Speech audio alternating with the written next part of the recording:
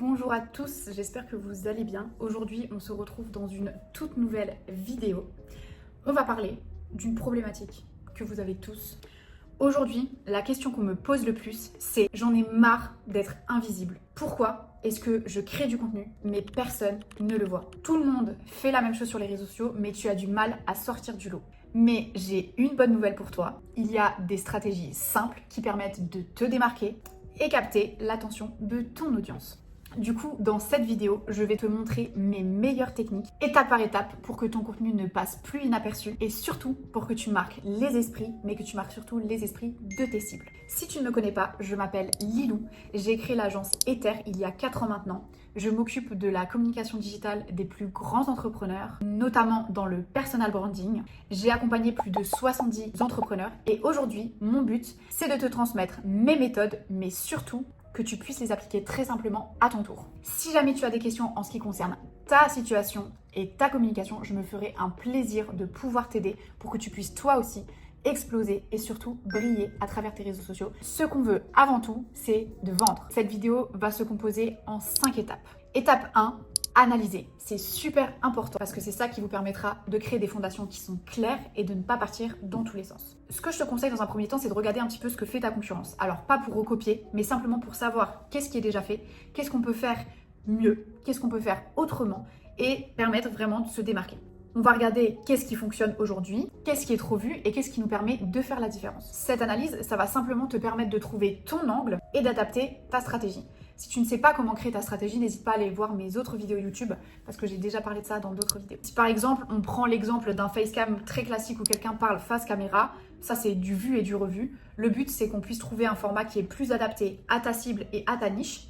Par exemple, de faire du contenu qui est plus authentique, peut-être du format vlog ou un format micro-trottoir. Enfin voilà, d'essayer de varier un petit peu les formats. Mais pour ça, super simple, je résume l'étape 1, analyser. C'est tout ce qu'il faut faire. L'étape 2, ça va être d'avoir une cohérence visuelle. Donc, c'est-à-dire de définir au préalable une charte graphique. Ça, normalement, ça a été fait lorsque vous avez établi votre stratégie. Mais je le dis pour rappel, une identité qui est bien définie, c'est une identité qui te rendra mémorable. Les couleurs, les polices, les styles de visuels, il va vraiment falloir une cohérence sur tous les posts. Et là, bien sûr, moi je suis spécialisée en réseaux sociaux, mais je ne parle pas seulement des réseaux sociaux. Quand je vous parle de cohérence, je vous parle entre les réseaux sociaux, sur le site internet, sur les formats print, dans la presse, sur vos fiches produits en magasin par exemple. Il faut vraiment que tout soit le plus cohérent possible. Ça va vraiment refléter qui vous êtes et ce que vous avez envie de transmettre aux autres. Pour vous donner un exemple, dans certaines niches, un feed qui va être très coloré, très Pepsi, ce sera vraiment en adéquation avec certains business. Et à contrario, sur certains domaines, par exemple, quelqu'un qui est notaire, avocat, il faudra quelque chose d'un petit peu plus clean, un petit peu plus frais, un petit peu plus sérieux et professionnel. Tout dépend de l'angle que vous voulez donner. Si vous voulez définir votre stratégie, mais aussi toute cette partie branding, j'ai créé des agents IA qui vont vous permettre de le faire à votre place. Je vous mets le lien juste en dessous de cette vidéo, donc dans la description. N'hésitez pas à cliquer dessus. Pour être honnête, il faudra juste simplement mettre votre prénom et votre mail pour avoir le droit d'accéder aux agents IA. Mais c'est vraiment des choses qui vont vous permettre, qui vont vraiment en fait tout simplement vous aider dans votre création de contenu pour bien démarrer et comme je le disais avant, déterminer des bases qui sont solides. Étape 3, très important, c'est être régulier. Parce que ça va pas être simplement pour faire beau ou pour les personnes qui vous suivent, ça va être surtout pour les algorithmes. Les algorithmes sont très très capricieux. Si vous habituez l'algorithme à poster 3 fois par semaine, toutes les semaines, et que d'un coup vous vous dites « Ah, c'est l'été, tous les business sont au ralenti », parce que ça, c'est la phrase que j'entends 50 fois par jour, « J'arrête de publier », bah non, en fait. Parce que déjà, les algorithmes, ils vont pas être contents, ils vont pas vous mettre en avant.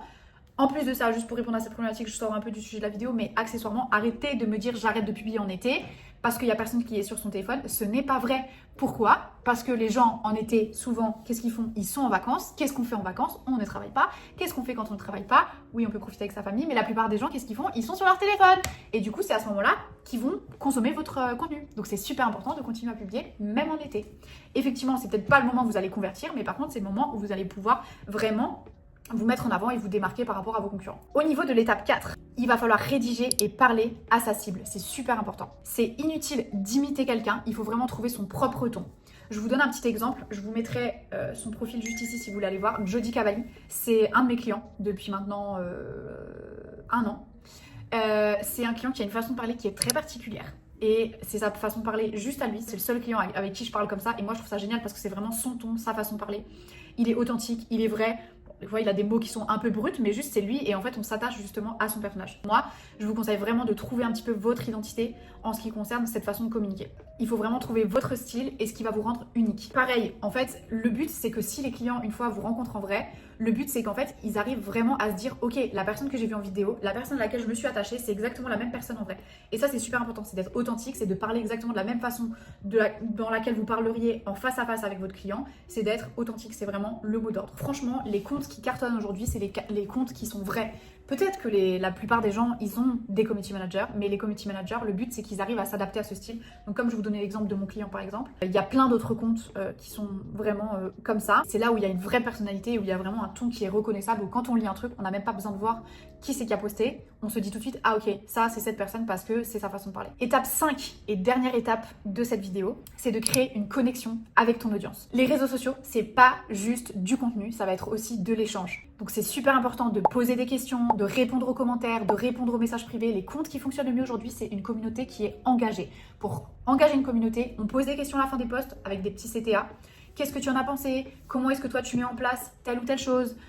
N'hésite pas à cliquer sur le lien en bio si tu veux en savoir plus, etc., etc. Le but c'est de faire interagir les gens, de poser des questions aussi en story avec des sondages, des boîtes à questions, de répondre à absolument tous les commentaires, à tous les messages privés, ne pas hésiter à aussi engager la conversation. Le but c'est vraiment de créer un vrai lien avec sa communauté. Ça booste l'algorithme dans un premier temps, mais surtout ça fidélise votre cible. Et pour vous donner un exemple, une audience qui est engagée, ça te soutiendra toujours plus qu'un chiffre d'abonnés.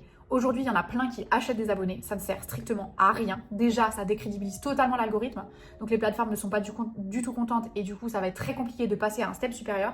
Mais dans un second temps, c'est des abonnés qui vous servent à rien, parce qu'effectivement, quand on arrive sur votre compte, on se dit « Waouh, super, il a 100 k d'abonnés ». Ouais, ok, super, mais à quoi ça sert d'avoir 100 k d'abonnés si c'est des gens qui sont totalement inactifs, si c'est des robots qui ne participent pas à vos différentes plateformes, sous vos différentes publications, etc. Ça ne sert à rien. Du coup, pour vous faire un résumé rapide et une conclusion de cette vidéo, analyse ton marché, crée une identité forte, sois régulier, adopte un ton unique, engage ta communauté. Si tu veux aller un petit peu plus loin et structurer ta stratégie pour percer sur les réseaux sociaux, n'hésite pas à booker un call avec moi, comme je te l'ai dit au milieu de la vidéo. Le lien sera juste en dessous pour prendre rendez-vous. Je me ferai un plaisir de t'aider et qu'on puisse discuter ensemble pour trouver une stratégie claire. Et puis, en attendant, je te souhaite une très bonne journée. Je te dis à bientôt. Ciao, ciao. Pourquoi j'arrive jamais à éteindre cette caméra?